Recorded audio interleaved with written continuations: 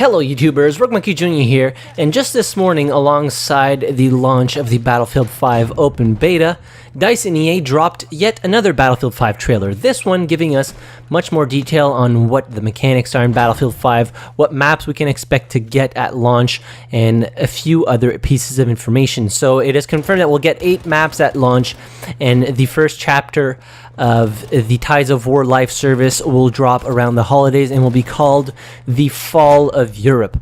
In today's video, the information I wanted to talk about is the Battle Royale information for Battlefield 5. So as you all know by now, there will be a Battle Royale mode coming for Battlefield 5 with the Tides of War live service.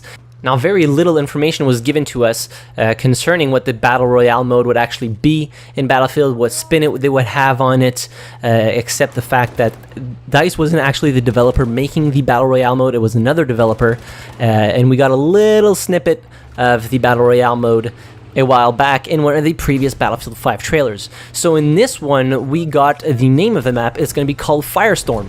And for me, Firestorm, I always think of the Battlefield 4 map and also Battlefield 3 map.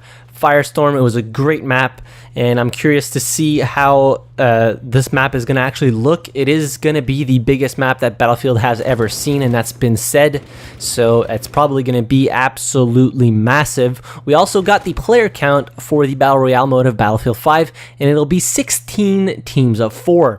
So that means 64 players total, and no mention of solo or duo modes as of yet. It might be coming down the line a little bit more, but then again, they are doing their own thing with the Battle Royale mode for Battlefield 5. I mean, they're not really following what all the other Battle Royales do, such as solo, duos, squads, 100-player counts, and all these different, things that you would expect from a BR game or a game mode. Also, there will be vehicles in the BR mode for Battlefield 5.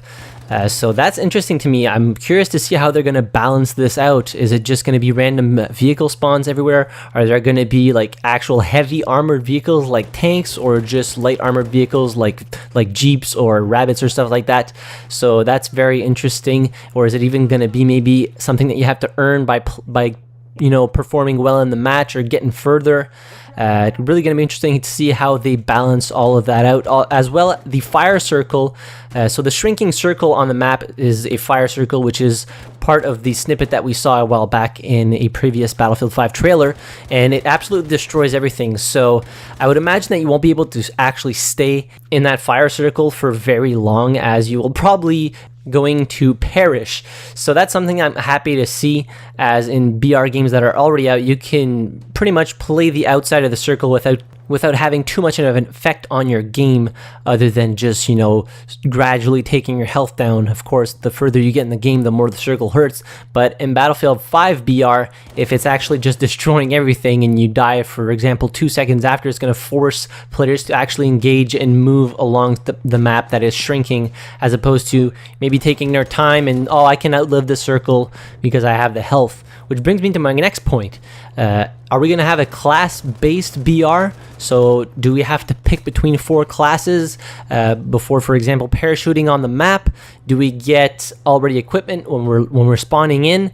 Like, for example, if you're playing as a medic, you get the health packs right off the bat. You have to find all the equipment. Does everybody just spawn as a normal soldier and have to find stuff throughout the map as in other BR games? So it's going to be very interesting to see how they implement all of this in Royale for Battlefield 5. So I'm excited to actually try it out.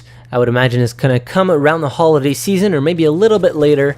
And let me know in the comments down below what you think of all this. If you think it's going to be an enjoyable experience, if you are scared that vehicles might be a little bit overpowered if you have access to heavy armored vehicles.